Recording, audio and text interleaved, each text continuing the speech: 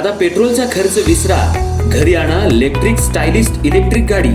100% भारतीय बनावटीची electrics EV electric गाडी आता उपलब्ध। 5 वर्षांची वॉरंटी, आकर्षक कलर्स आणि स्पोर्ट्स डिझाइन। एकदा चार्ज करा आणि 100 ते 140 किलोमीटर पर्यंत रेंज। अत्याधुनिक सर्व्हिस सुविधा, लोन सुविधा सुद्धा उपलब्ध। आजच भेट द्या साई मोटर्स, किसान चौक, इचलकरंजी। संपर्क 93 73 27 57 52 किंवा 0230 299 77 66। नो पेट्रोल नो टेन्शन, इलेक्ट्रिकचा स्मार्ट पर्याय।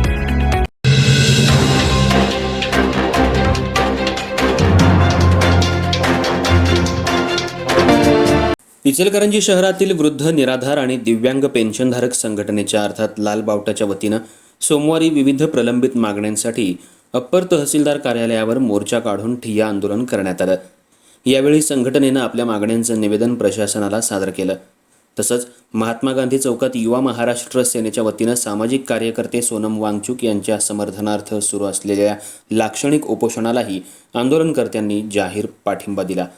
संघटनेच्या निवेदनानुसार वृद्ध, निराधार आणि दिव्यांग लाभार्थ्यांना मिळणारं अनुदान अनेक महिन्यांपासून रखडलं असून त्यामुळे त्यांच्यावर उपासमारीची वेळ आली आहे। अनेक वेळा निवेदनं, आंदोलनं आणि मोर्चे काढूनही प्रशासनाकडून केवळ आश्वासनं मिळत असल्याचा आरोप संघटनेनं केलाय।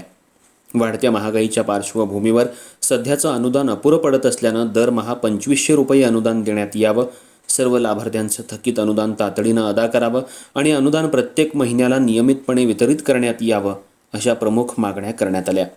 संघटनेनं यापूर्वीही प्रशासनाकडे आणि जिल्हाधिकारी कार्यालयाकडे अनेक वेळा निवेदनं दिली असल्याचं सांगितलं, मात्र अद्याप कोणतीही ठोस कार्यवाही न झाल्यानं अखेर आंदोलनाचा मार्ग स्वीकारावा लागल्याचं पदाधिकाऱ्यांनी स्पष्ट केलं। मागण्यांकडे तातडीनं लक्ष न दिल्यास आंदोलन आणखी तीव्र करण्याचा इशाराही यावेळी देण्यात आला। मोर्चा आणि आंदोलनानंतर संघटनेचे पदाधिकारी आणि कार्यकर्ते महात्मा गांधी चौकात दाखल झाले।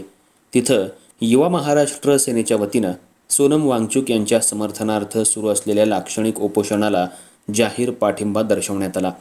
यावेळी सरकारनं सर्वसामान्य नागरिक, विद्यार्थी तसंच निराधार घटकांच्या प्रश्नांवर तातडीनं निर्णय घ्यावेत, अशी मागणीही करण्यात आली। या आंदोलनात अध्यक्ष उषा माळी, सदा मालाबादे, दादा सोकांबळे, भाऊसाहेब कसबे, धनाजी जाधव, सुलोचना निळकंठ, यासीन भुर्डे, पद्मा कांबळे, लक्ष्मी गणेकर, संजय टेके यांच्यासह संघटनेचे पदाधिकारी आणि लाभार्थी मोठ्या संख्येनं सहभागी झाले। आज या ठिकाणी ज्येष्ठ नागरिक, वयोवृद्ध, निराधार, विधवा, परित्यक्त्या यांचा मोर्चा आम्ही इथं अप्पर तहसीलदार कार्यालयावर घेऊन आलोय। हा मोर्चा आणण्याचा उद्देश हाच होता की वरचेवर 8-8 महिने, 9-9 महिने पेन्शन थकवली जाते, त्यांचं अनुदान थकवलं जातं। त्यामुळं या वयोवृद्ध ज्येष्ठ नागरिकांची, निराधारांची प्रचंड प्रमाणात उपासमार होती, त्यांच्या औषध पाण्याचा प्रश्न तयार होतोय, त्या लोकांचे हाल होतात। म्हणून आम्ही अनेक वेळा या तहसीलदारांच्याकडे असतील, प्रांताकडे असेल, जिल्हाधिकारी यांच्याकडे असेल, प्रत्येक वेळा वेळोवेळी निवेदन दिली, मात्र या तहसीलदारांनी, या प्रशासकीय यंत्रणेनं काही केलेलं नाही। आम्ही अनेक वेळा यांना सांगतोय की बाबा या लोकांचं 8-8 महिने, 9-9 महिने अशी यांची अनुदान मिळत नाही। दुसरं असं 294 महिला असे आहेत, 294 महिला, ते इंदिरा गांधी विधवा आहेत, त्यांना 2 वर्ष, 2.5 वर्षापासून अनुदान दिलेलं नाही। 2.5 वर्ष झालं त्यांचा मंजूर आहे, त्यांच्याकडे पासबुक आहे, सगळं आहे, मात्र त्यांचं अनुदान मिळत नाही। आणि त्यांनी सांगतात ही केंद्र सरकारची योजना आहे, साईट बंद आहे, आम्ही काय करू शकत नाही। मात्र या लोकांचे हाल चाललेले आहेत। म्हणून आम्ही आज इथं एखाद्या मोर्चाला आलोय।